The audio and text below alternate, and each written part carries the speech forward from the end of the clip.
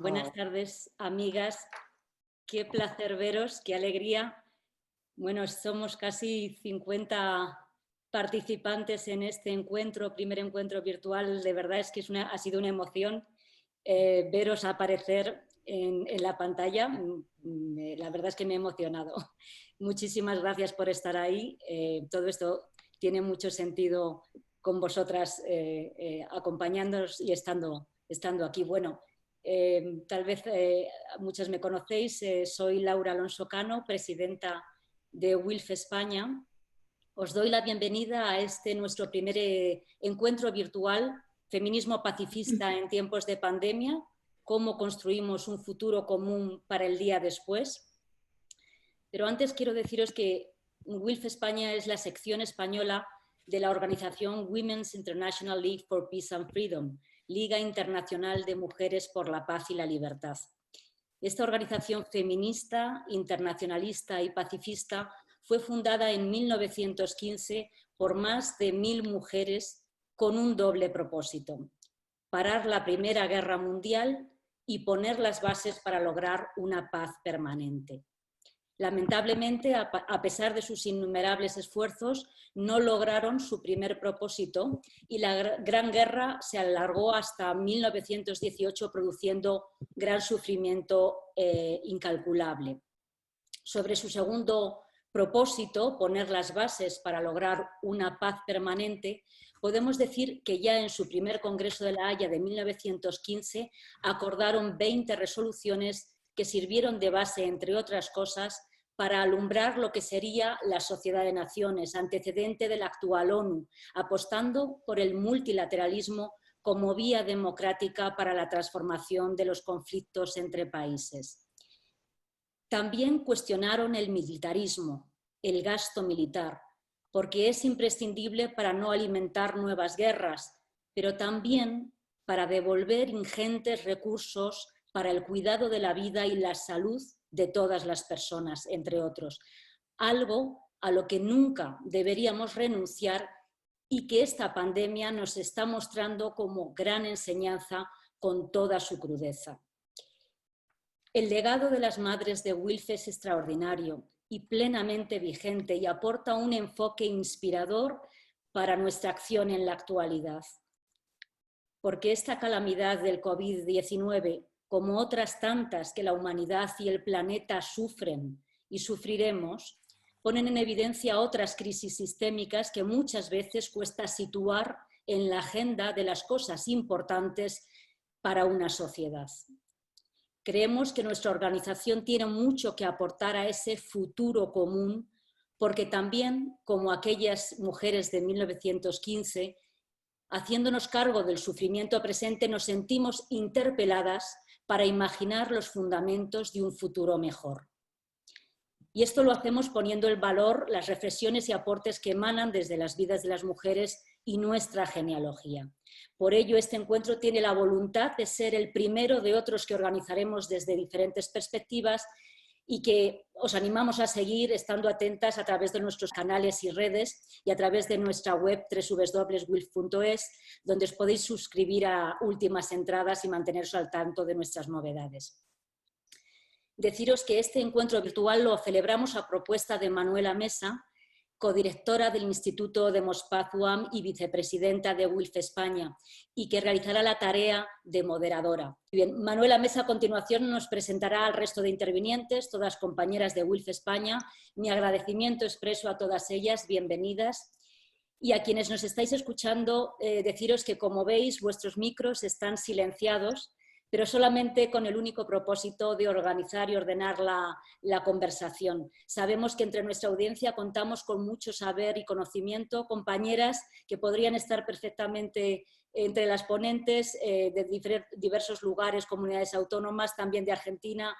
Bueno, desde luego las herramientas de conexión en línea tienen sus limitaciones y para no alargar demasiado la sesión os invitamos a escribir vuestros comentarios y vuestras preguntas a través de la opción chatear que encontraréis en la parte inferior de vuestra pantalla. activando chatear encontraréis una columna y abajo podéis escribir vuestros comentarios y preguntas. Vamos a irlas recogiendo y las trasladaremos al final del encuentro en un turno de preguntas a las intervinientes. Bueno, no quiero finalizar sin deciros que como anfitriona y a cargo de la conexión está nuestra compañera Ana Barrero, Inés Reta en la coordinación, Elena Couceiro y María del Vigo en la comunicación. También gracias a todas nuestras amigas wilferas con las que hacemos equipo en esta labor apasionante.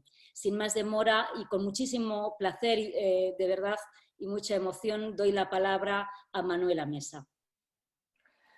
Muchas gracias, Laura. Buenas tardes a todas. Un placer saludaros. Y bueno, yo voy a enmarcar la webinar y voy a hacer el papel de moderadora. Le hemos puesto el título de Feminismo pacifista en tiempos de pandemia, cómo construimos un futuro común para el día después, ¿no? Porque queremos hablar de futuro. Y sin ninguna duda la crisis del COVID supone un importante desafío para la sociedad y nos interpela como personas y como organizaciones, no solo en lo que se refiere a la gestión de esta pandemia de carácter global, sino también en el futuro que está por venir.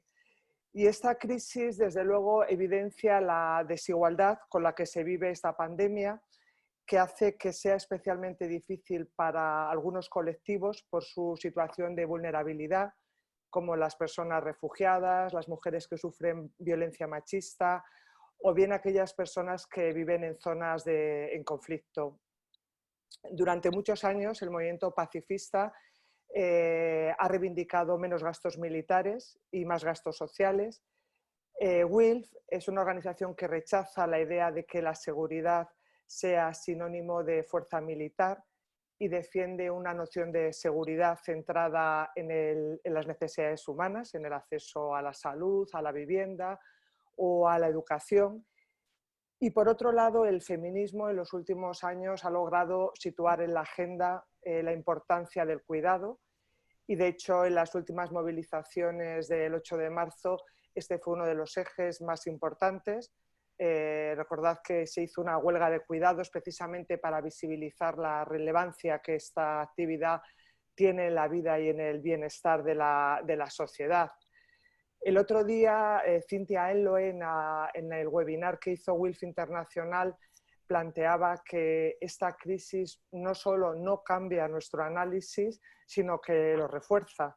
No necesitamos más armas, sino más servicios. Y esto requiere de una mayor confianza en las propuestas feministas, un mayor reconocimiento de las aportaciones de las mujeres. Se están produciendo en estos momentos cambios realmente muy importantes en la sociedad, en la economía, en la política, y lo que parece evidente es que no vamos a volver a la situación de inicio, a la crisis del coronavirus. Y esto hace que esta situación es una situación que está llena de riesgos, pero también de oportunidades. Y existe un cierto consenso en afirmar que las decisiones que se están tomando en este momento van a ser decisivas en definir el futuro. Y por eso es lo que precisamente queremos abordar en esta webinar. ¿Cuáles son las aportaciones del feminismo pacifista a esta crisis del coronavirus y cómo nos imaginamos que será el día después? Y para ello, pues contamos con la participación de 4 ponentes excepcionales, que son todas ellas miembros de la sección española de WILF, a las que bueno, les agradezco su participación y su implicación y entusiasmo y que voy a pasar a presentarlas, ¿no? Como están los nombres, facilita mucho. En primer lugar, quiero presentar a Carmen Magallón, nuestra querida Carmen Magallón, que es doctora en Ciencias Físicas y presidenta de la Fundación Seminario de Investigación para la Paz, la Fundación SIP, en Zaragoza. Ella ha sido presidenta de WILF España hasta el 2018 y ahora es su presidenta de honor. Y sus temas de trabajo son la historia de las mujeres en la ciencia, el análisis epistemológico del quehacer científico y las relaciones entre género, ciencia y cultura de paz. Carmen ha recibido numerosos reconocimientos y desde luego es un referente en el feminismo internacionalista. Su libro más reciente es precisamente sobre WILPF, escrito con Sandra Blasco, lleva por título Feministas por la Paz, historia de WILPF en América Latina y España, y está editado por Icaria. Tika Fong, que está, bueno, en mi pantalla está al lado de Carmen, no sé, es una experta en economía de defensa, comercio de armas y presupuestos militares. Ella es investigadora del Centro de LAS, de Estudios por la Paz. Ha sido la directora del Instituto Catalán Internacional por la Paz desde su fundación en 2009 hasta julio de 2018 y fue presidenta de Justicia y Paz y presidenta de la Federación Catalana de ONGs por la Paz. Y desde luego Tika también es una de las personas referentes en la investigación para la paz. Estefanía Rodero, también socia y miembro de WILPF, es socióloga de la cultura y especialista en relaciones culturales internacionales por la Cátedra UNESCO de Políticas Culturales de la OEI, la Organización de Estados Iberoamericanos, y actualmente compatibiliza su labor como investigadora y consultora en políticas culturales públicas con la gestión cotidiana de la diversidad a través de su trabajo en la Fundación CEPAIN, acompañando a familias migrantes que quieren empezar una nueva vida en el medio rural en España. Y por último, Concha Gaudó, que es profesora de historia, jubilada y abuela, me ha pedido que os diga, aunque Carmen también es abuela, hay algunas más que son abuelas en este grupo. Ha trabajado esencialmente en historia contemporánea e historia de la educación. Forma parte del grupo de historia de WILPF junto con un equipo de profesoras y todas ellas de Zaragoza, y han elaborado la exposición 100 años de feminismo pacifista, 100 años de WILPF, y desde luego Concha ha sido una de las personas claves en este equipo en lo que ha sido mover la exposición. Ha dado más de 50 charlas a lo largo y ancho de toda la geografía española, y Concha lleva más de 30 años trabajando en el ámbito de la educación, sobre todo en temas relacionados con la enseñanza crítica, la coeducación y la educación en valores, esencialmente la paz. Muchísimas gracias a las 4 por vuestra participación. Y bueno, vamos a empezar con Carmen. Yo quería plantearle pues una pregunta que me gustaría que luego también las demás contestéis, que es cuáles son los aprendizajes cruciales que estamos haciendo y que serán necesarios para construir un futuro esperanzador el día después, y qué aportaciones puede hacer el feminismo y el pacifismo en la situación actual. Adelante, Carmen, cuando quieras. Hola, buenas tardes a todas y gracias Laura, Manuela, gracias por organizar este webinar. Me gustaría hablar un poco, para responder a la pregunta de qué podemos aportar, pues hablar del marco de pensamiento en el que nos situamos como pertenecientes a una organización como es WILPF. De algún modo destacar que estamos viviendo esa situación que nos sitúa cerca a la que vivieron las fundadoras de WILPF, aunque sea diferente. Y nos negamos a utilizar la metáfora de la guerra, preferimos hablar de amenaza global, pero como situación límite que puede dar lugar a un cambio de sistema, pues tenemos esa similaridad. Aprendiendo de las fundadoras, pues me fijaría en 3 rasgos. Una, que fueron capaces de unirse las mujeres de distintas ideologías, creencias y de distintos bandos. Por otra parte, que fueron capaces de criticar los fallos del sistema, que eran incapaces de abordar los conflictos de intereses sin recurrir a la violencia y que defendieron la vida, y que fueron capaces de proponer medidas y cambios radicales para organizar mejor, para mejorar el mundo de todos. Es decir, esto me parece importante, que las propuestas de nuestra organización parten de las mujeres, pero son encaminadas a todos. ¿eh? Es un feminismo de perspectiva feminista, pero que busca la mejora del mundo. Como ideas de fondo que aportan fortaleza, pues es que tenemos una historia increíble, y luego Concha ya abundará en esto. Es una historia de compromiso, lo ha dicho también Manuela y Laura, también una historia de incidencia en la política global y local, y que estamos aquí, y esto sí que me gustaría destacarlo como un punto de partida, que estamos aquí sintiéndonos organizadas y conectadas, unidas con muchas más mujeres del mundo, a través de esta organización, y dispuestas a trabajar. Y esto ya es una fuerza de arranque, ¿no? Tenemos un programa internacional, y eso es verdad que también, ¿te acuerdas, Manuela, que también se destacaba en el webinar de WILF Internacional, que tenemos un programa que ya llevaba anticipando las necesidades de un sistema que ahora en este momento se han visto las costuras y han digamos, han chirriado. Y ese programa es el que nos permite, y además encaja muy bien con las necesidades del momento. Solo voy a decir rápidamente, porque tenemos que hablar todas, ¿no? ¿Cuáles eran las líneas del programa que digamos, se replantearon, pero abundando en lo mismo, en el Congreso de WILF de los 100 años en La Haya? 1. El desarme total mundial. Y eso hoy lo que significa es, dentro del programa de WILF, pues mover el dinero. Y es lo que está diciendo la gente. Movamos el dinero del gasto de armamento a las necesidades importantes, como son en este caso, pues mejorar los sistemas públicos de sanidad y de cuidado de todos los países gratuitamente. Segunda línea, que sea construir sistemas económicos que brinden bienestar a todos los seres humanos y a otras formas de vida al planeta.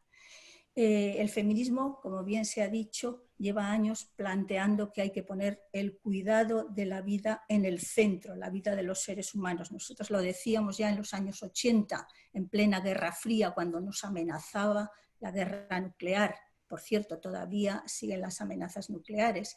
Y eso significa una cosa de partida, que es que tenemos que asumir la vulnerabilidad radical de los seres humanos y que lo asuman los gobiernos para poder así hacer políticas públicas que estén basadas en criterios de cuidado y no de dominio y no de acumulación económica. Bien, otra línea es organizaciones multilaterales fuertes. Nació WILF defendiendo la necesidad de foros internacionales, por eso fueron las madres de la Sociedad de Naciones, porque era necesario debatir los problemas ahí. Ahora eso lo abordaremos más tarde, voy a pasar rápidamente. Tenemos que contrarrestar ahora los ataques a Naciones Unidas, por ejemplo, del innombrable presidente de los Estados Unidos, que ahora ataca a la Organización Mundial de la Salud, pero antes se le ha restado autoridad, moviendo, digamos, la autoridad hacia el G20, hacia el G7, hacia el poder y el dinero, en vez de a la representación democrática de todos los estados en Naciones Unidas. Otra de las líneas es crear gobiernos democráticos a nivel local y al global, y que además se respeten todas las diferencias de tipo físico, cultural, religioso, etc. El feminismo siempre está defendiendo el derecho a la diferencia dentro de la igualdad. Sabemos que la igualdad no se opone a la diferencia. Y por fin, y ya con esto termino, la última línea, el fin de la supremacía masculina. Supremacía es violencia.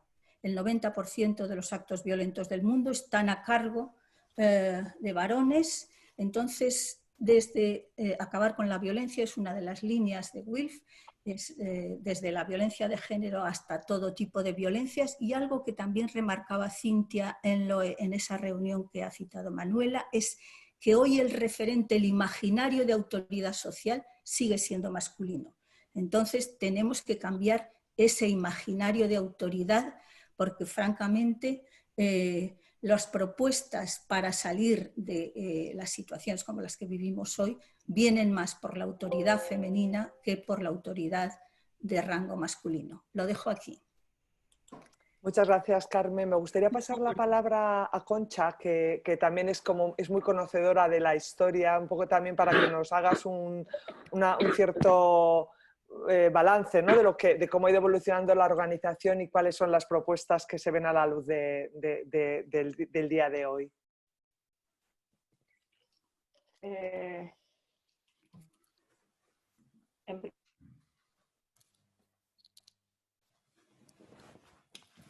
¿Concha está o no está? No la veo. Concha, ¿estás ahí?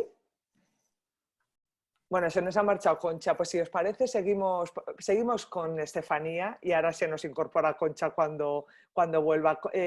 Estefanía, ¿puedes ir a añadir a lo que ha comentado Carmen pues, algunas de estas ideas en relación a la pregunta? ¿Qué es lo que puede aportar en este momento el feminismo pacifista? ¿Qué tipo de aprendizajes estamos haciendo sobre esta situación? Pues recojo precisamente el último hilo que ha dejado Carmen, ¿no? Que es el tema de recoger la larga herencia de feminismo y pacifismo en el tema de los imaginarios, ¿no? Llevarlos como al centro del debate público. Y pensaba mucho sobre todo en lo que ha atravesado nuestra experiencia personal, nuestro cuerpo, digamos, esta crisis, ¿no? Entonces, sobre todo, yo creo que ha quedado completamente claro que el mito del Homo economicus ha caído completamente, ¿no?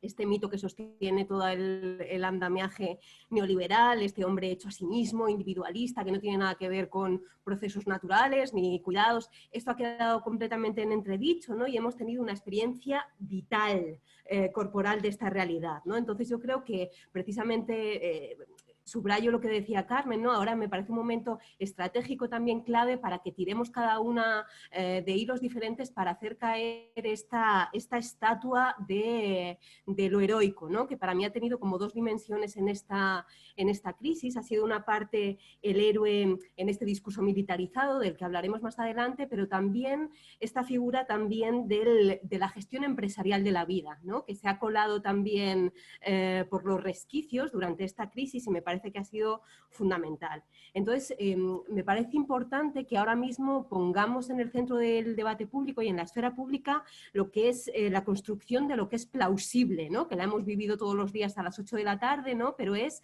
cómo se construyen las políticas del honor, cómo se construyen las políticas de lo que requiere, digamos, subrayado público, ¿no? A mí esto me parece una parte estratégica en la que la política cultural pública va a ser clave. Aquí la voy a reivindicar porque además está la maestra Marian Cao por ahí y creo que es importante, ¿no? Que es llevar el tema de la política cultural pública más allá de la generación de contenidos a dimensiones mucho más amplias, ¿no? Que tengan un enfoque sobre todo vinculado a expandir los derechos humanos, ¿no? Eso lo hablaremos luego un poquito más, pero me parece importante. Y luego también en otros dos ejes así como muy rápidos, ¿no? El tema de cómo vamos a construir alternativas a la gestión de las emociones políticas, ¿no? O sea, creo que va a ser un tema fundamental. Se ha vivido y vamos a vivir miedo, inseguridad, frustración, eso todavía está en nuestra experiencia, pero es cómo vamos a conseguir salir de la utilización de lo que es esta emoción colectiva, ¿no? Hacia temas de polarización o construcción fantasmática de enemigos, hacia criterios que nos abran caminos de futuro, ¿no? Entonces, ahí también tendremos que bucear con miras sobre todo al futuro, pero en herencias que son nuestras, por ejemplo, la ternura política de Petra Kelly, podremos también bucear en estas estrategias de pensamiento de María Zambrano, que ponía en el centro la generación de comunidad, ¿no?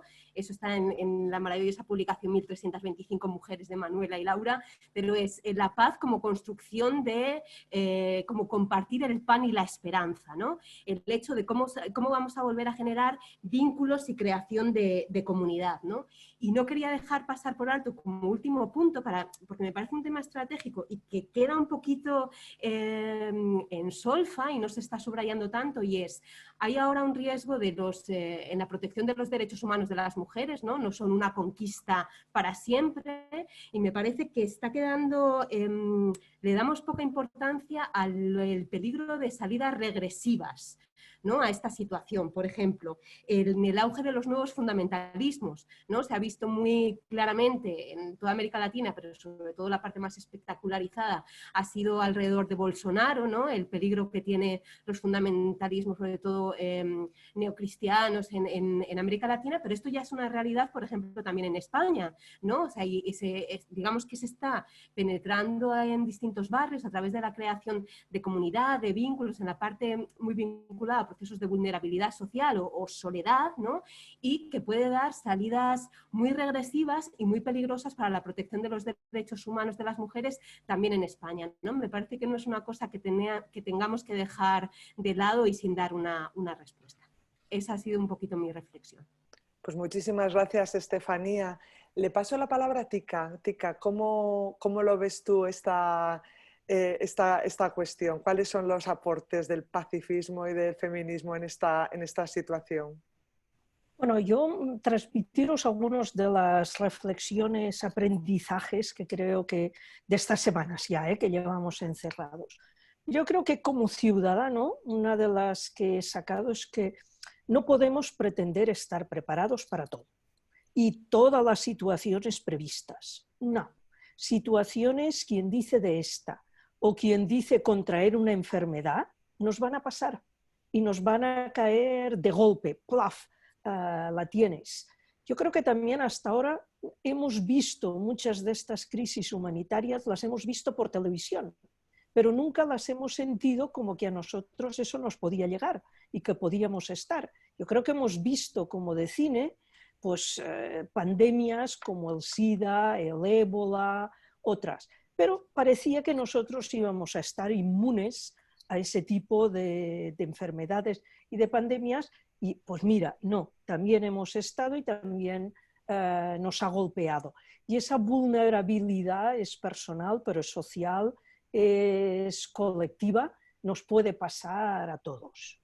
En otros terrenos, yo diríamos en terrenos universitarios, por ejemplo, a mí una cosa de las que me ha sorprendido es que llevo ya varios años siguiendo estudios de pensamiento en sentido de propuestas de futuro, de perspectivas de futuro, y he estado leyendo varios durante estos años para ver qué escenarios nos presentan de cómo será el mundo en el 2030, en el 2040, en el 2050.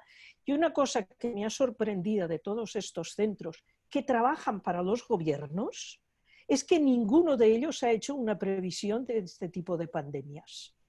Ninguno. Y me sorprende porque también diríamos, no es la primera vez que eso pasa.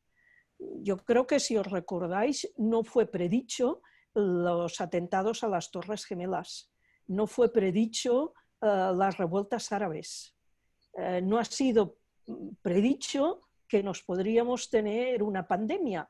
Y entonces sí que he estado pensando, bueno, ¿qué pasa en el mundo científico?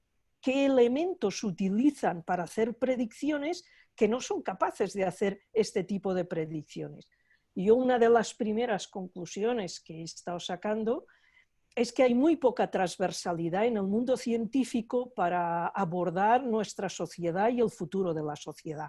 En general utilizan criterios muy económicos, políticos o como mucho sociológicos y no pasan de ahí. No hay transversalidad de otras formas de pensamiento para abordar cómo sería ese futuro y a qué escenarios de futuro nos podemos enfrentar. Pues no hay, por ejemplo, medioambientalistas presentes en estos centros de think tank. No hay expertos en salud o epidemiólogos, no hay antropólogos. Se limitan a politólogos, relaciones internacionales, economistas y algún sociólogo. Y muchos militares, estos sí que están presentes en todos estos estudios de prospectiva. Después también de las cosas que más me sorprendió viendo las noticias, yo trabajo mucho en la industria militar y me sorprendió que empezamos una crisis y nuestro país no tiene una industria prevista para cubrir ninguna de estas situaciones. Tú ves que la industria española falla en laboratorios, en producción, por ejemplo, de hacer test en laboratorios rápidos de mediciones para virus, en tener preparados medicamentos. Hay ciertos centros muy avanzados de biotecnología, pero industria clásica, oye, ni de mascarillas, ni de bates, ni de guantes. Y dices, ¿pero cómo es eso posible? ¿Cómo es posible que tengamos una industria militar tan planificada por parte del Estado y el Estado la sigue tanto? Y en cambio toda la industria para cubrir la salud de las personas está en manos del mercado, está en manos del beneficio que esa industria pueda producir, pero no con criterios del bien común. Aprendizajes de cara al futuro, porque vas diciendo, bueno, ¿qué cosas hay que cambiar? Es que esto hay que cambiar cosas, no podemos seguir así. Pues yo creo que hay que empezar a plantear que tenemos que desglobalizar un poco este planeta, que hay que introducir otros elementos. No puede ser que todo el criterio industrial sea marcado por el mercado, por intereses de mercado y con temas de las reglas liberales y del liberalismo. No puede ser eso. Y no únicamente en sentido sanitario. Por ejemplo, a mí me sorprendió que las empresas de automóviles fueron de las primeras en cerrar y no cerraron por una cuestión de virus, cerraron porque la industria que les podía tener la aportación de materiales para la producción, pues quedaron confinadas y si no te llegan las piezas tienes que parar la producción. Y dices, no puede ser, ¿cómo es posible que haya solo unos puntos en el planeta donde alguien se produzca y no hay una diversificación en la producción de cosas que son esenciales? Pasa algo en China y la industria automovilística europea se para. Hay que cambiar las reglas, hay que establecer sentidos incluso mercantiles distintos. Yo creo que igual que estamos viendo que por culpa de la biodiversidad, de la pérdida de la biodiversidad, sufrimos pandemias de carácter médico, incluso en sentido industrial, la diversidad es importante. Hay que tener esa diversidad en la producción y, por tanto, establecer nuevas reglas. Yo creo en otros elementos de mi aprendizaje es que hay que romper con el individualismo de la cultura liberal. Hay que ir rompiendo. Por tanto, necesitamos construir colectivo, necesitamos construir comunidad social y como personas ser mucho más activos, más protagonistas, más actores. No cortar con el individualismo supone también como cortar en que la responsabilidad de todos es el Estado. Es también construir comunidad de humanos. A mí me sigue asombrando estos días. Leía las llamadas que la gente hacía a los teléfonos de las policías locales, a las guardias urbanas.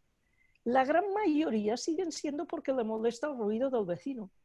Oye, ¿podéis imaginar que eso pueda ser el elemento para que llamemos? Es que no puedes ir al vecino a decirle si puede bajar la voz de la música, si puede quitarse los zapatos de tacón e ir con zapatillas por casa. Ese tipo de cosas tenemos que replanteárnoslos como personas y nuestra vida en comunidad. Yo creo que hay que exigir al Estado, pero necesitamos construir comunidad de vecinos. Y yo, en términos de los pacifistas, de los feminismos, yo creo que nuestro gran reto es cambiar las relaciones humanas, que las relaciones entre las personas dejen de ser relaciones de opresión y de dominio para ser unas relaciones humanas mucho más horizontales, colaborativas, proactivas. Sí, nos falta el Estado y es necesario el Estado, pero como comunidad tenemos que estar mucho más comprometidos y no tanto únicamente ver el mundo como individuos, sino como miradas más colectivas de vecinos. Bueno, y después ya, como hay más preguntas, ya entraré en más elementos. Muchas gracias, Tika. ¿No? Desde luego, la globalización va a cambiar y va a haber un proceso de desglobalización claramente. No sé si Concha la hemos perdido, ¿verdad? Concha no está, ¿no? Yo os oigo. Ah, nos oyes, vale, Concha, pues, Vale.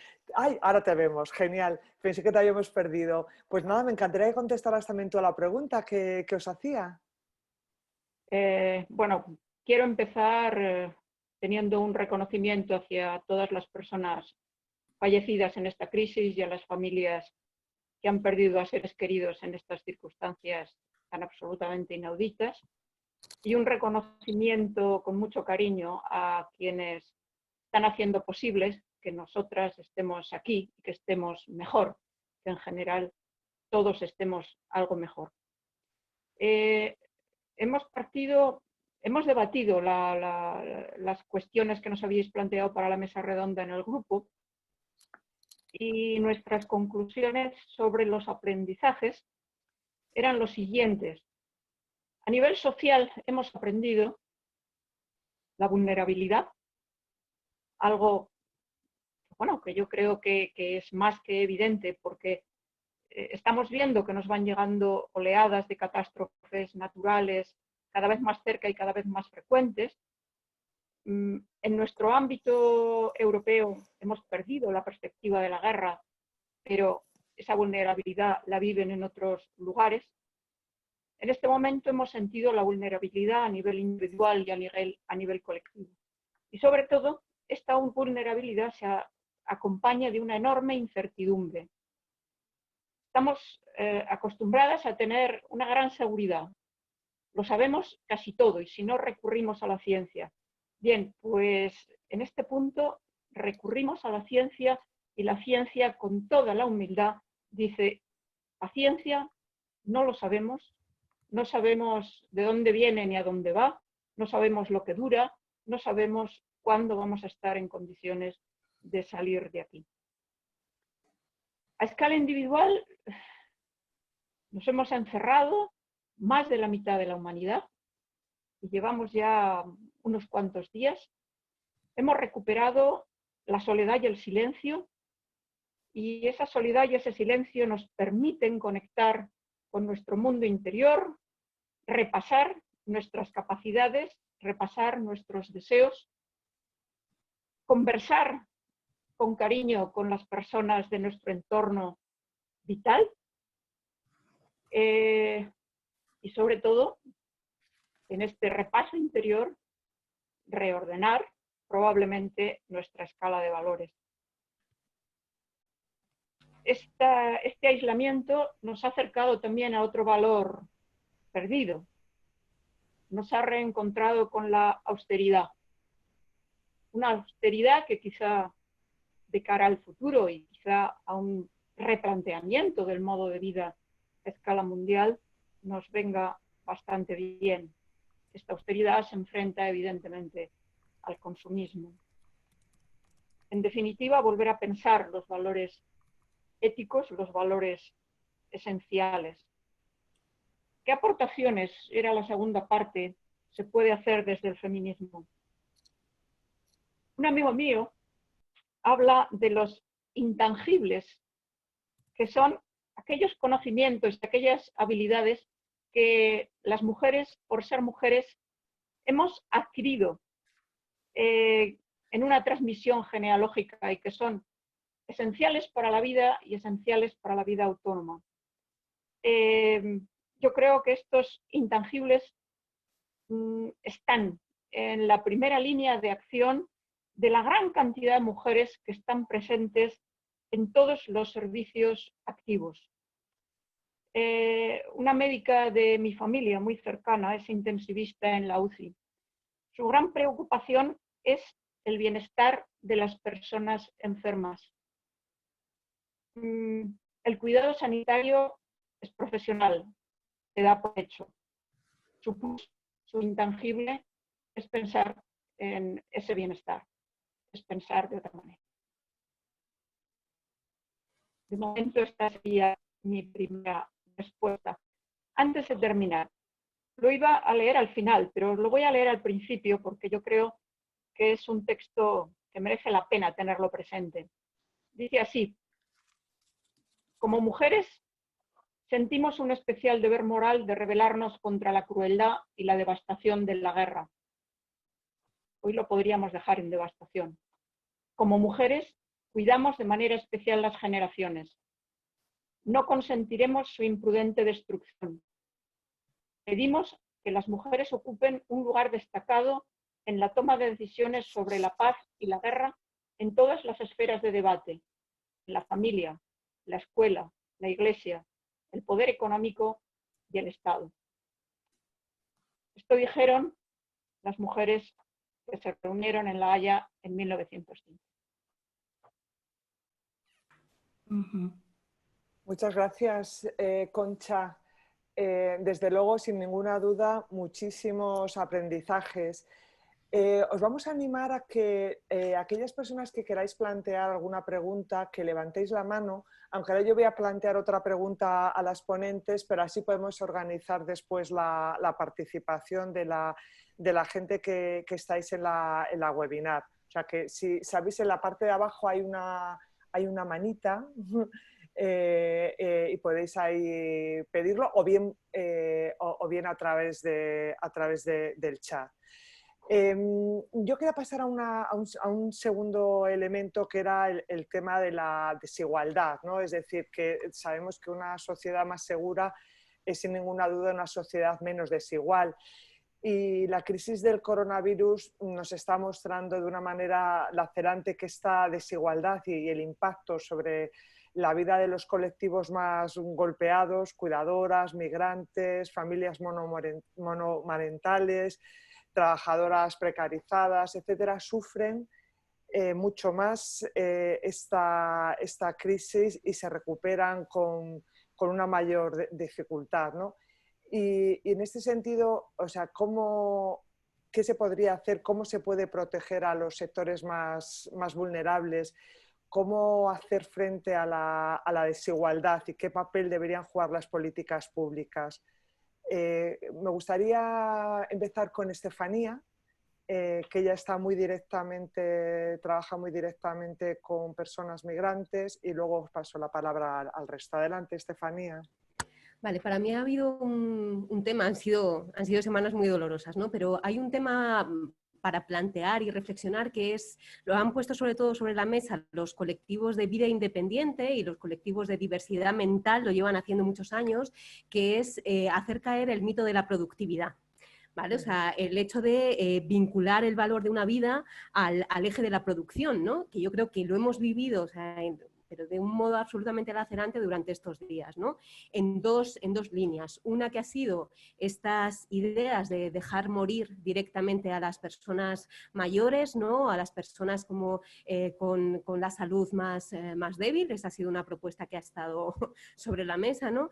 Y luego hemos visto esta valoración de la vida vinculada a ser mano de obra, que esto sobre todo lo hemos vivido eso, colectivos migrantes, pero además hecho política pública, ¿no? O sea, yo la semana pasada me viví este momento, ha sido como un momento de trabajo total, con esta notificación del Ministerio de Agricultura, ¿no?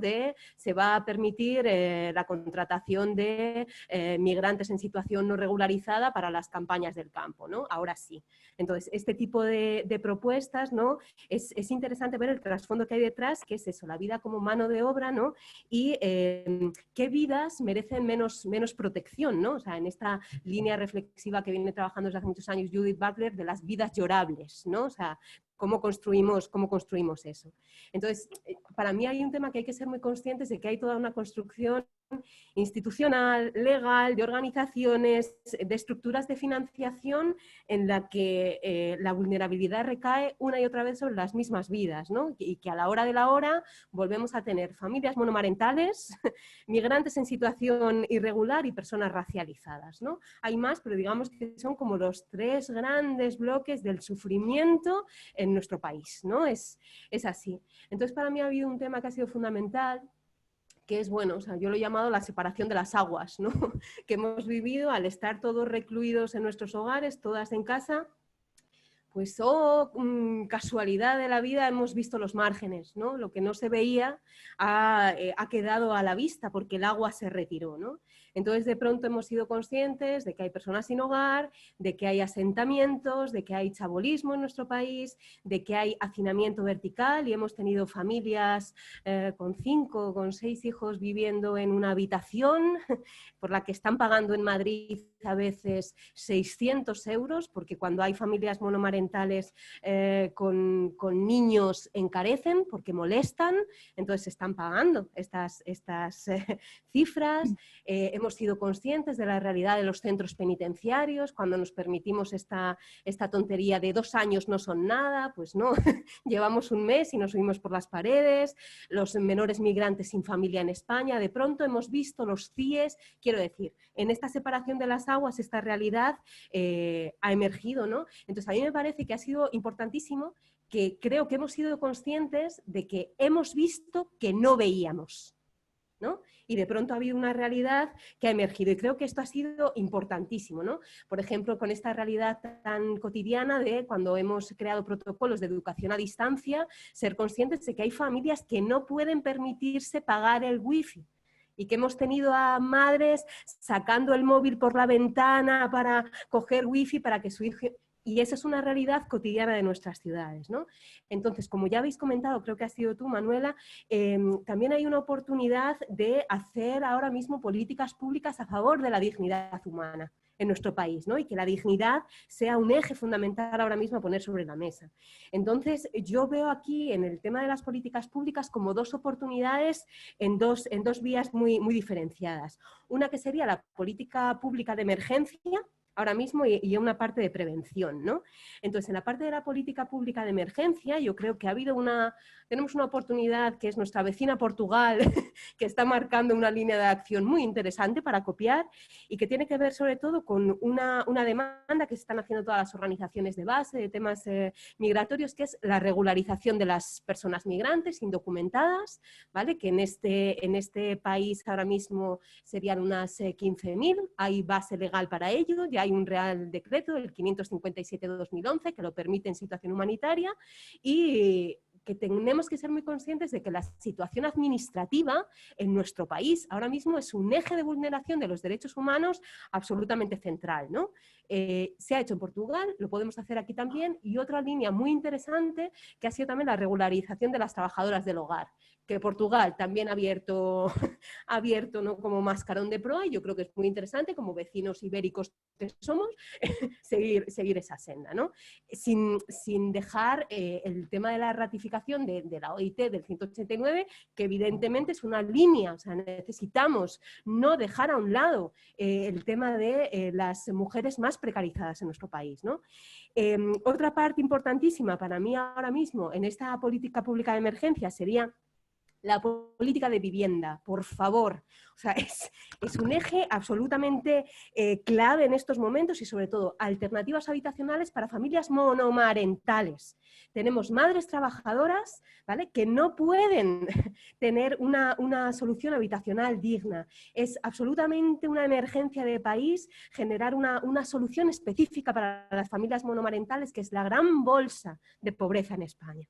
Y luego para mí también hay una oportunidad importantísima, que es el protagonismo de los colectivos en primera persona, la voz propia, ¿no? O sea, la interlocución de los colectivos directamente afectados, que hable quien lo vive y que generemos alianzas con estas organizaciones en primera persona, porque hay muchísima movilización política que se pierde, ¿no? O sea, cuando digamos, usurpamos la voz. Entonces, es importantísimo. Los colectivos en primera persona, en este caso, para mí han sido absolutamente estratégicos, por ejemplo, lo que ha sido toda la movilización de la emergencia antirracista, ¿no? Y en las políticas públicas preventivas en temas de desigualdad hay 2 claves que, como feminismo pacifista, además son ejes puros, que son nuestros, que es, por una parte, la generación de los chivos expiatorios, que ahora es un riesgo absolutamente central, que se une a un problema de país, que es la criminalización de la pobreza, que ya estaba, que ya está, que es una realidad, y se une esta situación de emergencia del COVID, ¿no? Entonces, no solo ya estamos viendo crear chivos expiatorios en el feminismo, por ejemplo, que ya se ha visto, sino que evidentemente los colectivos de siempre, para entendernos, ¿no? Todas las minorías ahora mismo están en riesgo, ya hemos tenido los conatos con antigitanismo, ya lo hemos tenido también con migración, las agresiones sobre todo a la población china, por ejemplo, ya han sido una realidad en nuestro día a día, en nuestro trabajo cotidiano. Entonces, también tenemos que tener en cuenta, por ejemplo, todos los procesos que pueda haber de efectos burbuja a través de personal sanitario, de las personas afectadas, rechazo vecinal, rechazo social, a veces de baja intensidad, pero cuidado con estas bajas intensidades, ¿vale? Porque en momentos graves pueden generar focos de violencia, ¿no? Y hay toda una larga tradición en organismos multilaterales que se comentaba antes, por ejemplo, la UNESCO tiene millones de materiales generados para la prevención de la creación de chivos expiatorios, por ejemplo, que pueden ser muy útiles en este momento para temas de prevención en el ámbito educativo, por ejemplo, ¿no? O sea, creo que es un eje estratégico. Y el último, ya me callo, ¿no? Es la prevención de los discursos del odio, ¿vale? O sea, la prevención de los discursos del odio para mí ahora mismo tendría que ser un eje clave de la política cultural pública. Ahora mismo la prevención de discursos de odio la está protagonizando, digamos, los colectivos migrantes, lo está protagonizando las personas que sufren los ataques de odio. Digamos que se está haciendo responsable a los colectivos odiados, para entendernos, de la propia prevención de la violencia que sufren. A mí me parece que hay que hacer un cambio de foco en esta dirección y poner el foco sobre quienes odian, ¿vale? Y que sea un eje absolutamente estratégico de la política cultural en nuestro país, ¿vale? Que no me voy a meter mucho, pero que está siendo absolutamente abandonada y ninguneada en esta situación de crisis. Gracias. Muchísimas gracias, Estefanía. Un montón de ideas has dado en relación a las políticas públicas y todo lo que habría que hacer, tanto en la emergencia como en la prevención. Me gustaría darle la palabra a Carmen, que ha escrito bastante sobre vulnerabilidad, ha sido uno de los ejes de su trabajo. ¿Para qué podrías añadir en relación a lo que plantea Estefanía? Bien, yo creo que ya ha dicho muchas cosas. Yo desde luego pienso que así de manera concreta fortalecer, mover el dinero de los gastos en armamento a educación, sanidad y vivienda públicas, importantísimo. Y me gustaría entrar en el debate sobre la ciencia, porque dentro de los imaginarios que hay de supremacía masculina en la autoridad, también está el imaginario de la prepotencia tecnocientífica. Ahora no es ciencia, sino es tecnociencia. Y además es una prepotencia que no se ajusta con los conocimientos que hay. Las filósofas feministas ya hay una tradición dentro del feminismo de crítica de la ciencia, de criticar los valores que impregnan la ciencia. O sea, que la ciencia no es algo objetivo, no es algo que está por encima de los valores sociales y, por tanto, ese debate social no se hace con la gente, no se hace en la educación. Existe un derecho que es muy poco conocido, que es el derecho a la ciencia, que últimamente se presentaba aquí por un conocido nuestro, Miquel Mancisidor, que es derecho a participar en el desarrollo científico y derecho a ser educados en los debates de ciencia.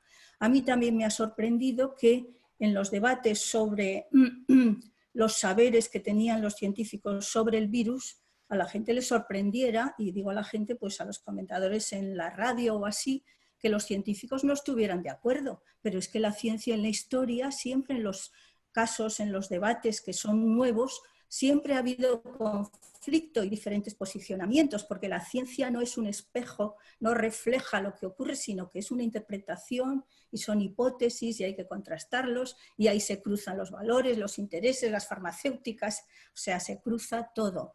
Entonces, esa prepotencia tecnocientífica es importante y en la línea que decía Tika, hay poca multidisciplinariedad, o sea, a los científicos se nos ha educado, y se lo digo a ella porque ella es física, yo soy física, y no se nos ha educado para un debate sobre lo que son las teorías científicas, y sobre las implicaciones sociales y cómo realmente la ciencia se construye y se puede construir en una línea o en otra. También poca inversión en el desarrollo científico para estos campos que son importantes para la gente. Sabemos toda la línea que hay para investigar enfermedades que son rentables y, sin embargo, enfermedades que han sufrido poblaciones pobres, pues no se ha invertido suficiente porque allí no había gente que pudiera comprar los medicamentos. Es decir, todo el debate de la ciencia es necesario porque vivimos en una sociedad que se supone que es del conocimiento y las filósofas feministas, desde luego, tienen mucho avanzado en ese terreno y es importante conocerlas y darlas y aprender, ¿no? Después, la desigualdad, que estamos ahora en el tema, yo la veo en mis vecinos. O sea, yo vivo en un barrio, en Torrero, y entonces yo tengo una casita con terrazas y me asomo a la calle, que es muy estrecha, y los veo con ventanas, en pisitos pequeños, en pisitos que no se pueden mover, o sea, apenas. Sé que tengo una vecina que salió llorando el otro día porque su marido no le habla, o sea, está todo el día y entonces, pues a pesar de que hace pasteles y que nos los pasa a todos, o sea, la desigualdad que la palpas en el día a día. Y entonces, apelación a que superar esa desigualdad, finalmente, y también teniendo en cuenta la naturaleza, porque estos días también en mi barrio hemos visto un gamo, hemos visto a los patos del canal que estaban en la plaza del barrio, o sea, hay animales. Entonces tendremos que vivir de otro modo. A lo mejor hacemos demasiado ruido por las calles y gastamos mucho. Entonces tendremos que pensar que para que haya más igualdad, pues tendremos que producir, como decía Tika, otro tipo de cosas, ¿no? Desglobalizar la producción en el sentido de no ser monocultivo, que cada país sea un monocultivo. Recuerdo a alguien que dijo, en mi país, como somos pobres, sabemos un poco de cada idioma. Pues es que tenemos que volvernos un poco pobres para producir un poco de cada cosa, ¿no? Y además gastar menos en los transportes, etc. Y por último, una propuesta, aparte de las políticas fiscales, pues para poder cubrir educación, sanidad y vivienda, pues lo de la renta básica universal. Podemos y habría que hacerlo. Esa es una propuesta concreta. Acabar con los paraísos fiscales, sistemas fiscales progresivos para repartir la riqueza y una renta básica universal. Gracias, Carmen. Tika, que te ha hecho alusión, Carmen. ¿Qué tienes que decir sobre el tema de la ciencia? Bueno, coincido con ella y yo creo que de las cosas del estatus científico instalado por parte de los gobiernos es que solo hay un gurú masculino de un patrón que no cuestiona el que no haya otra clase de miradas, otras clases de pensamiento, nada. Es monolítico. Mira, yo creo que con la ciencia me pasa como cuando yo era joven, en mi adolescencia. En mi pueblo la militancia solo se entendía y solo era valorada si te implicabas o en un partido político o en un sindicato o en una asociación de vecinos. Si tú a los 15 años querías ser ecologistas en franquismo, vamos, te insultaban, Bueno, pues yo creo que estamos igual. Hay un estatus de pensamiento que no hay manera de romperlo. Yo creo que esta crisis también pone de manifiesto que ese estatus de pensamiento científico, si no se cambia, no acierta. Está viviendo en otro planeta y no en este, con las realidades que nos toca. Pero bueno, yo ya con la pregunta que ibais sobre la desigualdad, yo solamente me centraré en una de las desigualdades, que es la desigualdad económica. Hay otras muchas, pero centrándome en esta, yo creo que es esencial reducir la grieta de ingresos de este planeta. No puede ser unos con mucho ingreso y otros tantísimos con tan poco ingreso. Eso hay que reducirlo y yo eso lo traslado en que hay que tener unos salarios o unos ingresos económicos, digo, salario o ingresos económicos justos a cada uno, a cada ciudad, a cada entorno en el que vive, porque si no hay otras muchas desigualdades que si no tienes o un mínimo de ingreso justo, no se pueden resolver infinidad de los problemas. Muchas de las desigualdades pasarían por tener salarios justos, porque si no tenemos salarios justos o ingresos económicos justos, nos vamos a la beneficencia, nos vamos a la necesidad de mantener un sistema de bienestar social que pueda poner al parche a aquellos que ya no tienen lo suficiente o que tienen ciertos problemas. Pero insisto en lo del salario, ¿por qué? Porque mirar, en Europa hemos podido construir una cierta sociedad del bienestar. Yo creo que aquí en Europa, los europeos, nuestra lucha tiene que ser que no la recorten, que no nos hagan como con las residencias de ancianos o con la salud, que la han recortado, o con la educación. Eso lo tenemos que luchar y mantener.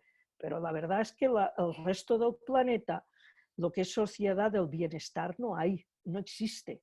Y para estas personas o hay unos ingresos económicos justos o poco tienen que defender, porque en todo caso lo tendrían que estar creando. Nosotros, yo creo que tenemos que defender como sea las construcciones que hemos hecho de bienestar social y que hay que impedir que nos las sigan recortando.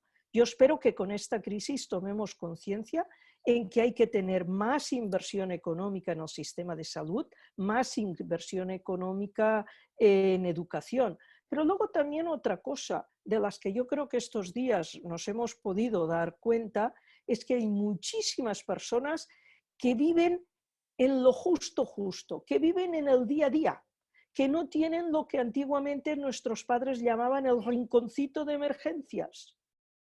La gente está viviendo con lo justo y no tienen márgenes para decir, si este mes no ingreso dinero, dentro de un mes ya no voy a tener con qué cubrir o la alimentación o el pago de la vivienda. Vivimos muy al día a día, pero no solamente las personas. A mí también me ha sorprendido ver que las empresas, salvo las grandes que tienen capacidad de endeudarse, las pequeñas están en el día a día. Muchas empresas te dicen, nosotros si paramos la actividad un mes, ya podemos cerrar, ya no podremos seguir continuar, porque no tenemos márgenes de dinero ahorrado para poder dentro de un tiempo, 15 días, un mes, 2 meses, volver a ponerse en marcha.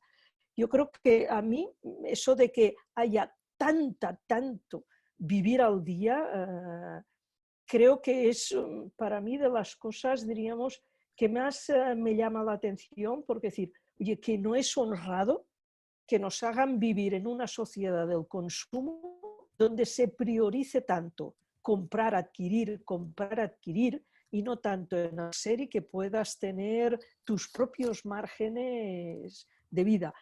Y otra cosa que porque habéis aducido lo de los recursos del gasto militar, de reducirlos, claro, yo abogo por reducir los gastos, pero tengamos presente que todos los países que forman parte de la OTAN están obligados a gastar hasta el 2% del PIB. Hay compromisos internacionales de gasto militar, pero lo sorprendente es que nadie haga presión para que se mantengan el gasto en salud o en educación en un cierto margen, ¿no? Ahí se deja que cada Estado haga lo que quiera. El gasto militar no solo intocable, no, es que se nos presiona para que se aumente, pero no hay presión para lo que sería el cuidado de la vida, educación, salud, nada. Eso por parte de los instrumentos internacionales es a voluntad del Estado y sin presiones. Yo creo que ahí también tendremos que dar apoyo, al menos a todas las mareas de salud y de educación, y darles más apoyo en esto. Gracias, Tika. La verdad es que eso es en Europa, pero si nos vamos a América Latina o Asia, ahí la situación es muchísimo más grave, porque no existe un estado de bienestar para nada y por lo tanto el acceso a la salud está restringido a aquellos que pueden pagarlo. Me gustaría abrir el micrófono porque estoy viendo, o sea, Marian hacía una reflexión, María también, y casi os iba a invitar a que la hagáis abiertamente para todas y luego seguimos con la... seguimos con la mesa. Marian, ¿te animas a plantear lo que estabas planteando en el chat?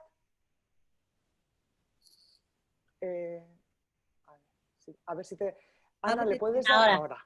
Ahora ya sí, pues nada, oye, qué bien, ¿no? Qué bien que estamos pensando juntas, aunque sea de forma telepática, que es casi más que telemática. Sí, a mí hay dos cosas en las que llevo reflexionando todo este tiempo, que por un lado en parte había surgido en nuestro grupo, en el grupo de WhatsApp, que es los imaginarios que se van a crear a partir de esto, ¿no? Porque yo lo que he visto, por un lado, es un tremendo retroceso en esa construcción de simbólicos, que yo pensé que ya se estaba trabajando en eso, es decir, ese lenguaje bélico, ese lenguaje heroico, etcétera. La verdad es que me preocupa mucho porque al final vivimos a golpe de imaginario y de construcción imaginaria que nos da consistencia. Entonces, ¿cómo construir un imaginario que no sea tan cerrado, que no sea tan compacto, que sea más poroso, que bueno, que tenga que ver con ese concepto de vulnerabilidad que se ha hablado todo este tiempo y que me parece fundamental? Bueno, ¿cómo podríamos empezar a construir algo que contrarrestase eso, que me da la sensación que se va a ir quedando, no lo querría pensar? Y por otro lado, sí que me parece muy importante el trabajo local. Y en ese sentido, yo por ejemplo ahora he estado trabajando de voluntaria en la red de Madrid Centro, que es una red maravillosa que se inventaron 9 mujeres y que ha salido bastante bien. Pero viendo las limitaciones que tiene, eso hace pensar en que tenemos que exigir una política local. Y cuando hablo de eso, y lo decía ahí, o sea, a mí me preocupa, yo estoy segura que dentro de unos meses, cuando se termine esto, encontraremos a muchísima gente que se ha muerto sola en los distintos barrios de nuestras ciudades. Y se ha muerto sola no porque no se sepa qué personas viven solas en un barrio, sino porque no les importa a nadie. Y en ese sentido enlazo con lo que dice Estefanía. Por supuesto que el ayuntamiento sabe las familias que son monomarentales, las familias que tienen pocos recursos, las familias que necesitan de los comedores, de las escuelas y que en Madrid se las han dado a rodilla y a Telepizza. Claro que tienen esa información, saben todas las personas de más de 70 años que viven solas. Es decir, nosotras, aunque tengamos una red y pongamos en los mercados quien esté solo que llame, que le llevamos la comida, etcétera, nosotros no podemos llegar a la gente que no puede salir. Pero sí que hay una obligación ética y una obligación política de que en los barrios se puede articular un conocimiento, pero muy, muy cercano sobre las necesidades, no solamente económicas, no solamente sociales, sino también emocionales y psicológicas de esas personas. Y creo que esa es una exigencia que deberíamos tomar ahora. Yo los últimos años, el año pasado cuando estaba todavía Manuela Carmena y los 2 últimos años participamos de una experiencia que a mí me pareció modélica y que trabajaba la salud comunitaria, en la que con las asociaciones de los barrios y el conocimiento de casa por casa en los pequeños barrios en las que se puede dividir y fragmentar una ciudad, sabían perfectamente cuál era la situación de los mayores, hicieron unos programas maravillosos que eran la ayuda en los momentos críticos de la vida, de duelo, de depresión. Hicieron un programa que se llamaba Paseos Saludables, Mayores en Soledad. Eran unos programas maravillosos en los que participaban psiquiatras, psicólogos, educadores y educadoras sociales, médicos de prevención comunitaria. Eso es facilísimo hacer, quiero decir, eso no es caro además, es decir, es tener la voluntad de, teniendo la información, hacer un trabajo interdisciplinar y que tiene que ver también con lo que decía Carmen el derecho a participar también en las decisiones sobre ciencia. Es decir, creo que es el momento de exigir un cuidado cercano, ¿no? Y que en ese sentido también se exija el derecho a los mínimos culturales, que a mí ahora me preocupa mucho y lo vuelvo a enlazar con esos imaginarios. Es decir, ¿para qué está la cultura si no es para comunicarnos con los demás y para ir construyendo nuestros propios simbólicos o ponerlos en cuestión, etcétera? Pero creo que hay un elemento que no es tanto el de congratularnos de las mujeres lo hacemos porque lo necesitamos hacer y necesitamos preguntarle a la vecina necesitas algo, etcétera, sino que tiene que plantearse una exigencia política del cuidado cercano, y quien habla del cuidado habla de la salud, habla de lo social, habla de lo emocional, de lo económico, de lo cultural y de lo científico. Esas dos cosas me importan. Ya. Gracias, María. María, no sé si quieres, que veía que hace un ratito en el chat hablabas de los extremismos. María Villellas. A ver si la veo. María. Ay, María. ¿Le das el micrófono, Ana? Ahí. Ya. ¿Ahora? Sí. Perfecto. Bueno, muchísimas gracias por esta oportunidad y esta conversación, porque me ha parecido interesantísima y sobre todo, bueno, os había escuchado ya hablar a todas, excepto a Estefanía, así que ha sido un placer escucharte a ti como primera vez, y gracias a todas las demás, y también ver tantísimas caras en la pantalla, pues bueno, es un gusto. Y un poco también al hilo de lo que comentaba ahora Marian, mi reflexión iba, ¿no?, como por un lado los fundamentalismos a los que hacía Estefanía referencia, pero por otro lado como contraste todas estas redes vecinales que pues de forma precaria pero estos días están actuando, ¿no? Y cada día pues los mensajes de WhatsApp, oye, que en tal calle necesita alguien que vaya a la farmacia. Bueno, supongo que en todas las ciudades están funcionando de manera muy, muy parecida. Pero de cara al futuro, ¿no?, y un poco al hilo de las preguntas que tú hacías, Manuel, al principio, ¿no?, de cómo pensamos el futuro, cómo hacemos frente a la extrema derecha que en este caldo de cultivo está creciendo y de una forma muy, muy peligrosa, ¿no? Y en nuestra burbuja de redes sociales, que seguimos a personas que piensan como nosotras, no lo vemos. ¿No? Y menos cuando tenemos tan pocas oportunidades estos días de interaccionar con gente que no está en nuestra misma, ¿no?, en nuestra misma línea de pensamiento, pero que es un riesgo real de cara al futuro, y a mí no tengo ni idea de cómo se hace, pero creo que es algo en lo que tenemos que poner muchísimos esfuerzos porque bueno, pueden cambiar, ¿no?, los vientos políticos y vernos con que la extrema derecha tenga mucho más fuerza de la que tiene en este momento. Y eso sí que sería terrible para en el futuro hacer frente a las crisis que vendrán, porque esta es la primera de muchas que van a venir. Sí, gracias, María, porque además parece evidente que la extrema derecha tiene una estrategia de comunicación muy clara, y lo está demostrando en la cantidad de bulos permanentes que están circulando por las redes, y que construyen un sentimiento de miedo, de odio, de polarización, que desde luego es terrible. Quería pasarle la palabra a Concha, que nos quedó por responder, Concha.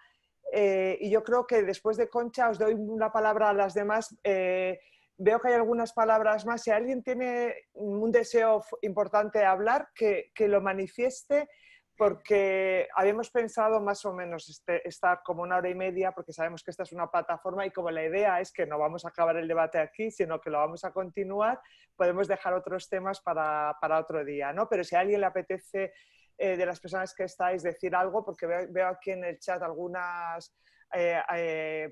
algunos planteamientos, manifestarlo, ponerlo ahora por el chat y os pasamos la palabra. Pero mientras tanto le doy la palabra a Concha.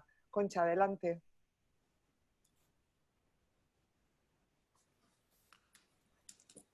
Ana, ¿le das la voz? Concha, no te oímos, espera.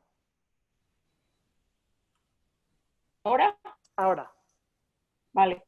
Se ha dicho ya mucho sobre la desigualdad. Yo he enmarcado la desigualdad en el ámbito de la crisis económica. Es algo sorprendente. No ha pasado con otras crisis. La crisis del ébola, la crisis del VIH, crisis sanitarias no se han traducido inmediatamente en una crisis económica. En cambio, esta sí. Es cierto que la crisis sanitaria es sin precedentes, pero la transmisión a la profundísima crisis económica mundial es muy preocupante lo que decía Tika. Nadie tiene detrás, las empresas no tienen detrás, las familias no tienen detrás un remanente. Eso quiere decir que hemos trastocado por completo el concepto de economía. Quiero recordar que etimológicamente es nada menos ni nada más que la administración de la casa. Hemos transformado esa administración de la casa en un desgobierno total y en una base de la desigualdad. De las cosas que he leído estos días me ha llamado profundamente la atención una entrevista que le hacían a José Luis Aguirre, que es el presidente de Ibercaja en Zaragoza, es una de las entidades bancarias más importantes de Aragón, y él decía textualmente: la globalización económica continuará, no puede ser de otra manera, pero no debe regirse solo por los costes. Es decir, que desde el propio capital se plantea un cambio de paradigma. No puede hablarse ya de coste-beneficio. Tenemos, y en eso enlazo con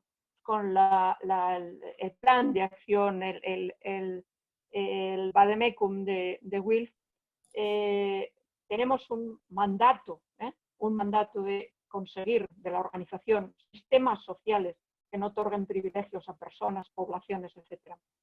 Y hay que hacer un cambio de paradigma en las cuestiones económicas. Yo creo que nos vienen tiempos malos, tiempos muy malos.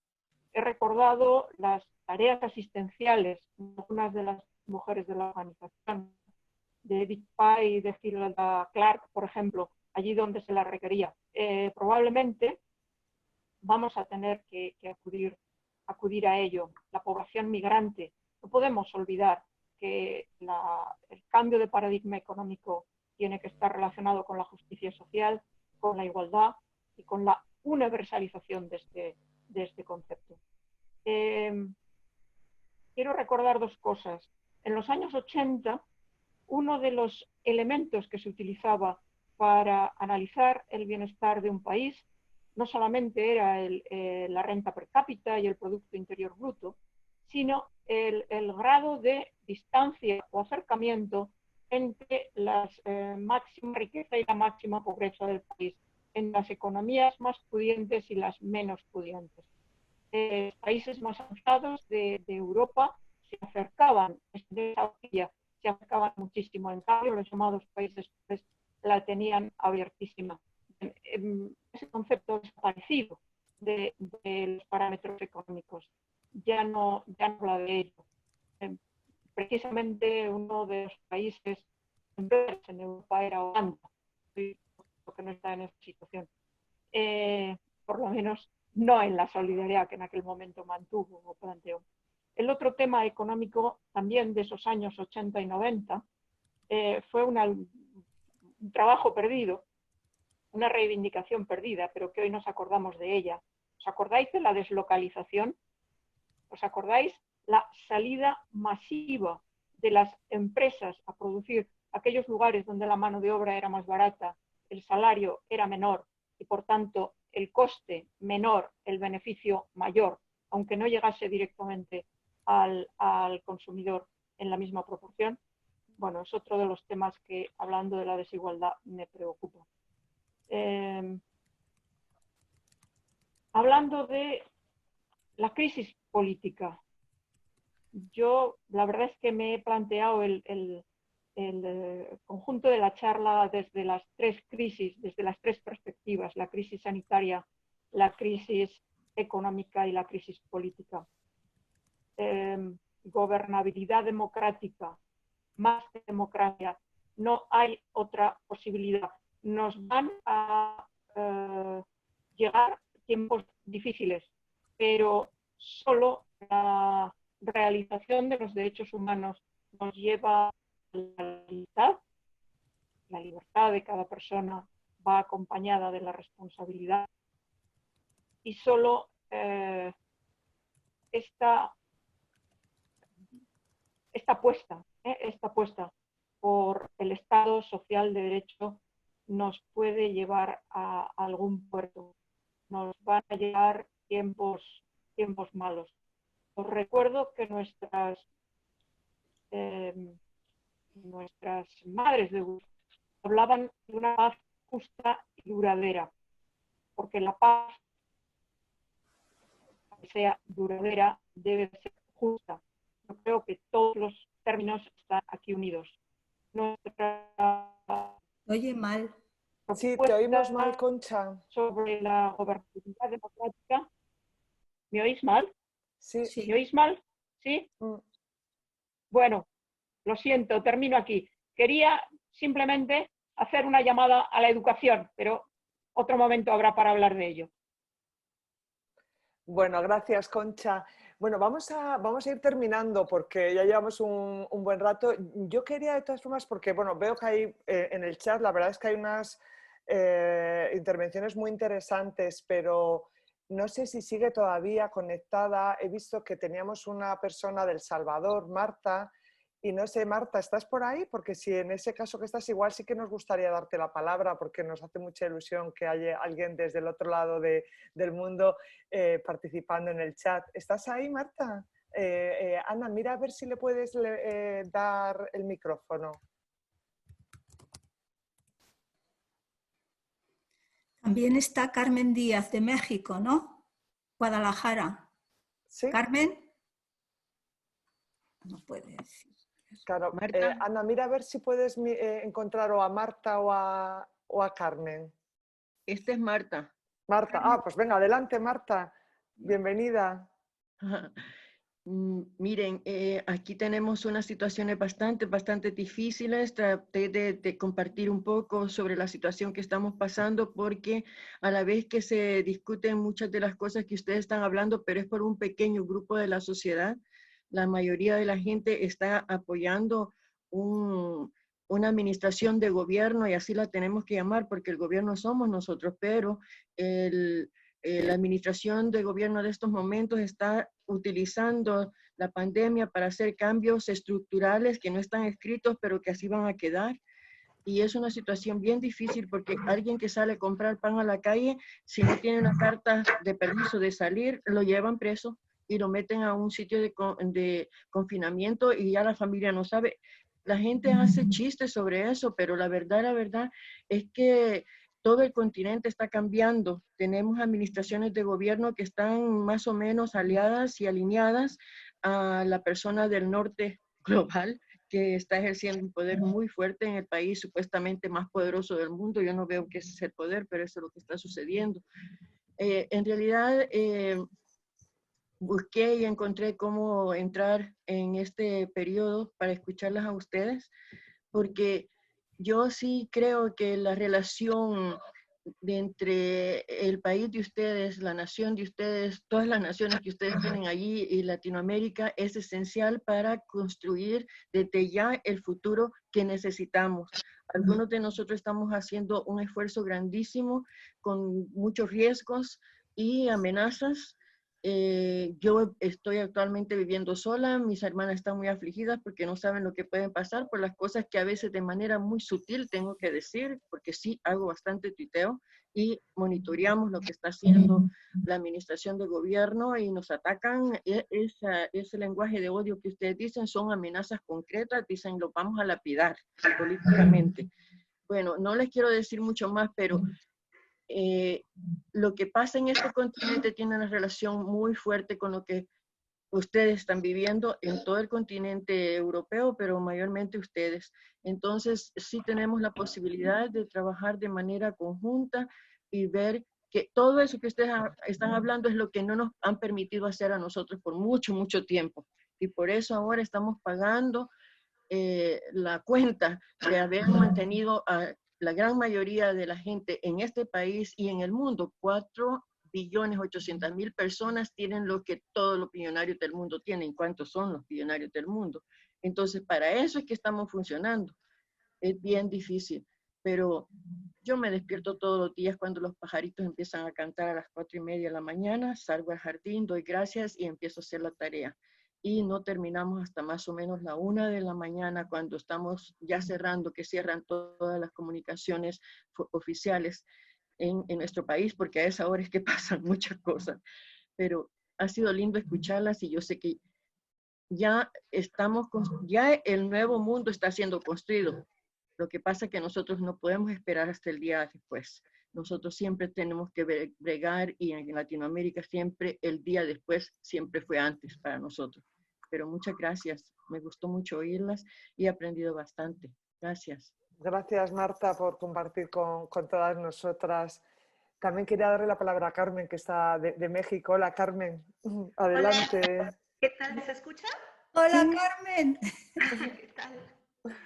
Pues también muchas gracias. La verdad es que me enteré, casi llegué un poquito tarde, pero muchas gracias por estas reflexiones que nos ayudan también como a pensar, no solamente en el momento de la crisis, sino para después, ¿no? Y yo coincido con lo que decía Marta, en que pues de este lado del Atlántico la cosa también está pues todavía más atravesada por las desigualdades. Justo el día de ayer había una conferencia de prensa de grupos indígenas en la ciudad que dicen pues necesitamos tener más información de lo que está pasando en nuestras propias lenguas, necesitamos saber cómo podemos compartir con nuestras comunidades que además van a tener el acceso a la salud, a los hospitales, a los centros de salud, pues hay muchos más retos, ¿no? para estas poblaciones.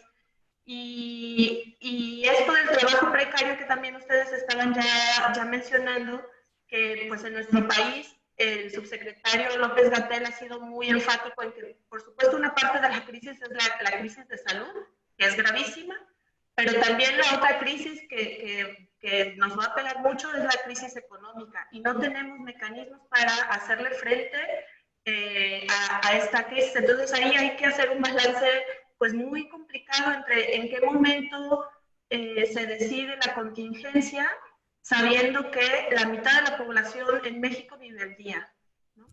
Entonces, eso me parece que nos plantea muchos de estos elementos que ustedes estaban ya diciendo sobre en dónde estamos gastando nuestros recursos, a dónde tendríamos que estarle invirtiendo, por qué los sistemas de salud en nuestros países están tan desmantelados y esta pues, cuestión gravísima de quienes tienen dinero son los que pueden ir a recibir la atención de salud que les permita vivir, ¿no? Y quienes no, pues van a tener que echar mano de lo que puedan, ¿no? Y entonces esa es una cuestión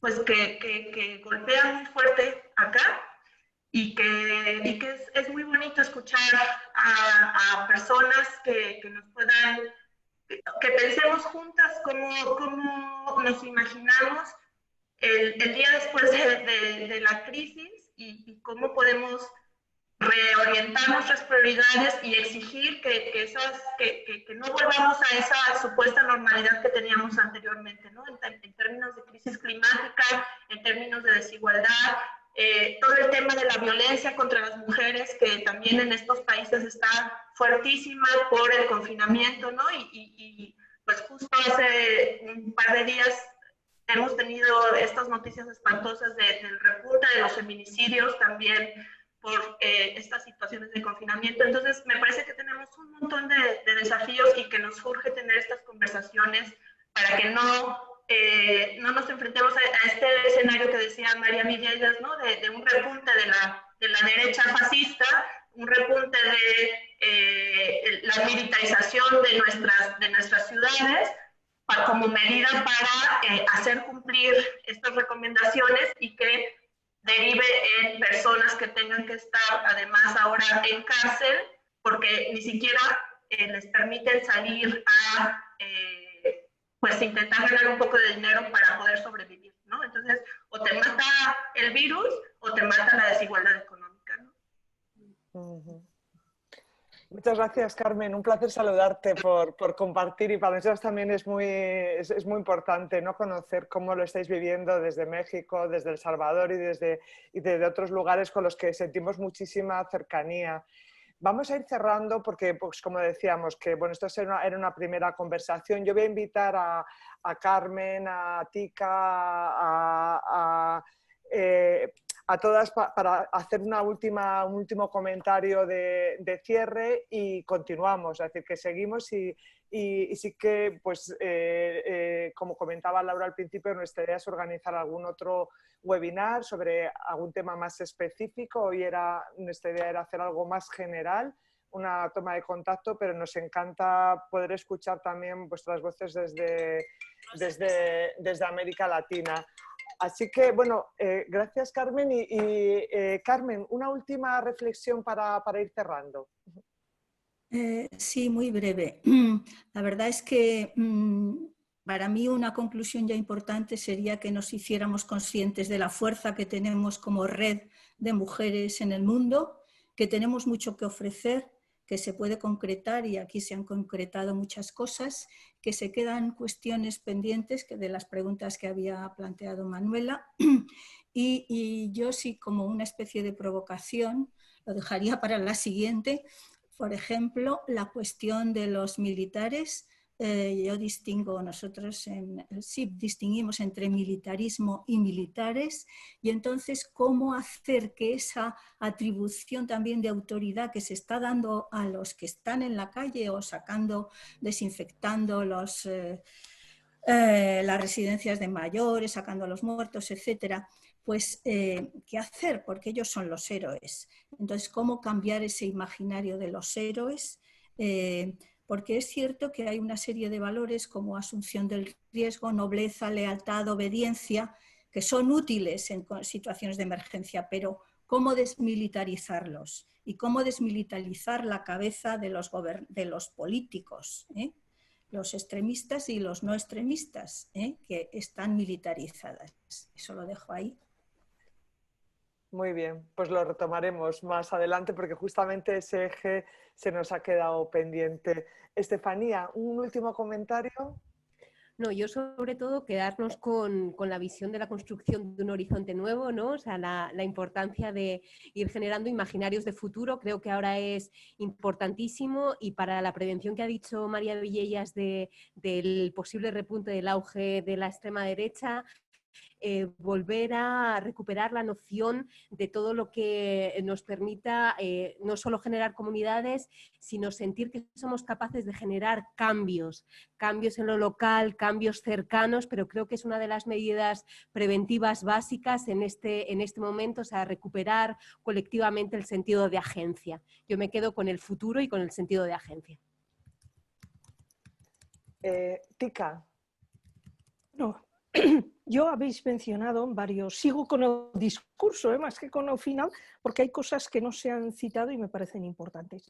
Habéis hecho referencia al autoritarismo pensándolo en grupos de extrema derecha. Y yo quería ahora recoger que ya hay actuaciones autoritarias que nuestros gobernantes las están tomando, y creo que también es momento de abordarlas. Por ejemplo, bueno, antes de poner los ejemplos, yo citaría a Hannah Arendt, cuando nos dice que un gobierno autoritario lo primero que elimina es el derecho a la privacidad.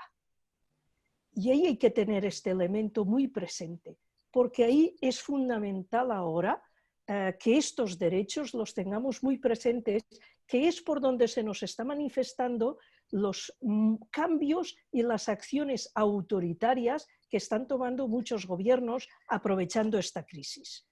Por ejemplo, respuestas militaristas de hecho ya que se dan. Por ejemplo, en América Latina, Perú acaba de aprobar una ley en la cual concede poderes policiales y de orden público al ejército, que no las tiene, las pone en la misma categoría que a los policías y que además les da la capacidad de matar, sin que puedan haber consecuencias penales para ello. Por ejemplo, antes en México se decía México ya tiene el ejército en la calle, pero en estos momentos han asumido también el papel de estar en las puertas de los supermercados, de las tiendas, para que la gente que va a asaltar comercios públicos defiendan los bienes privados. Esto ya está pasando. Por ejemplo, la otra cuestión, Brasil con Bolsonaro. Pensar que la mitad de su gobierno es militar. Y Bolsonaro en estos momentos, que es crítico con la mitad de su gobierno, porque los militares están en desacuerdo con él, ante esta crisis, ¿qué está haciendo Bolsonaro? Utilizar la Iglesia evangélica y a los paramilitares para generar violencia física en las favelas y justificar cambio de gobierno y cambio político.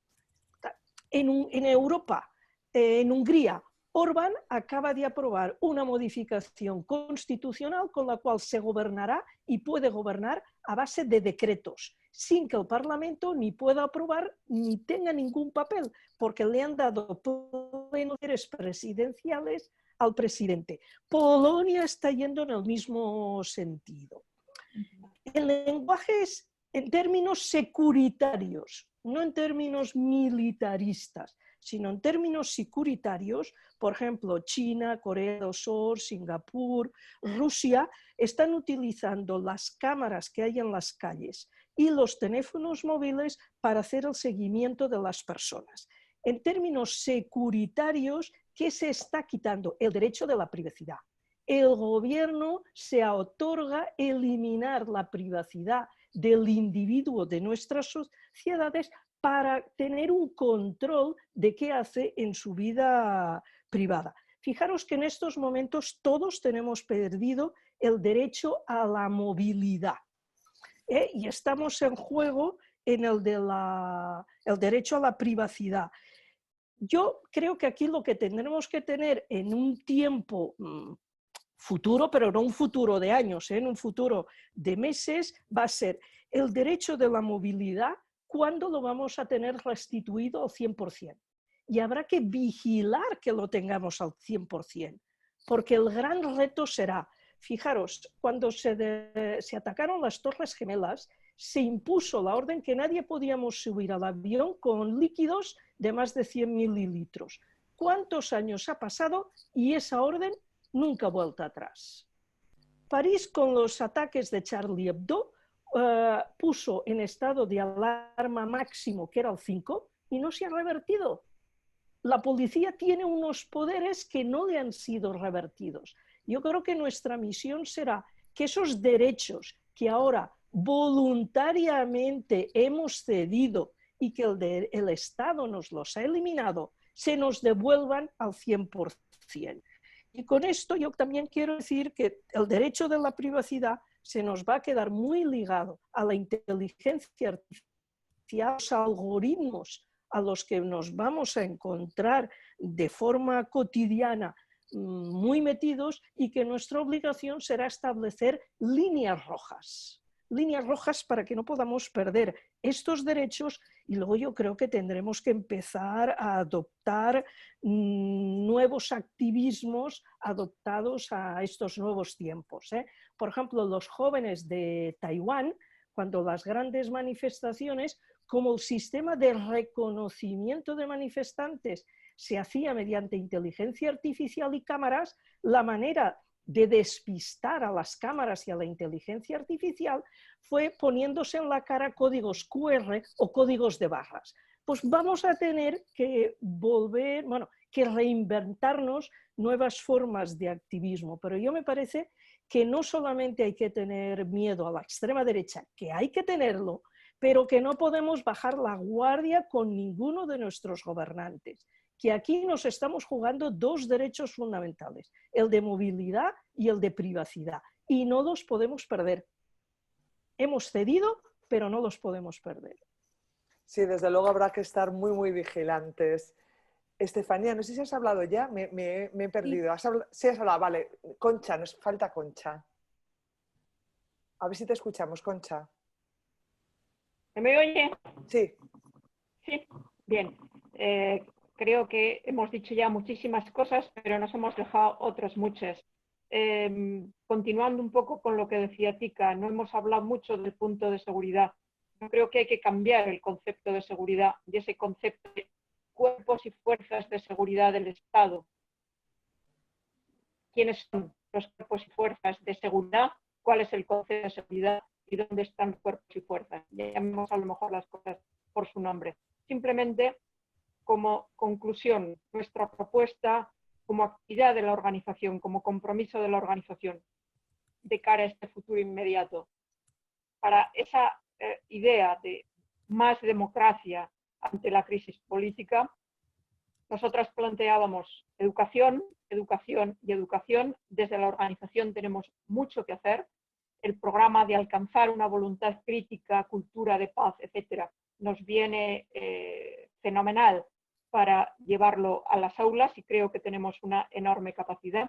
Y también, como nuestras pioneras, no ceder la acción política a nadie, ejercer nuestra propia acción política entre nuestros propios gobiernos ante las instancias internacionales. María Villellas reclamaba más instancias internacionales, esa necesidad de repensar Europa. Y pensando en estas cosas, a mí esta mañana se me había ocurrido que no hay 1325 para las crisis sanitarias, para las crisis políticas. Necesitamos un 1325, necesitamos que la presencia de las mujeres en cualquier órgano de decisión, como decían las madres de Wilf, sea real. Eso es todo. Pues muchísimas gracias a las cuatro por las preguntas. Por supuesto, no nos ha dado tiempo a cubrir todo, pero yo creo que ha habido pues, unas contribuciones muy interesantes. Muchísimas gracias a todas las que habéis participado en el chat, que creo que vale la pena echar una lectura, que hay algunos comentarios realmente muy interesantes y lo dejaríamos aquí.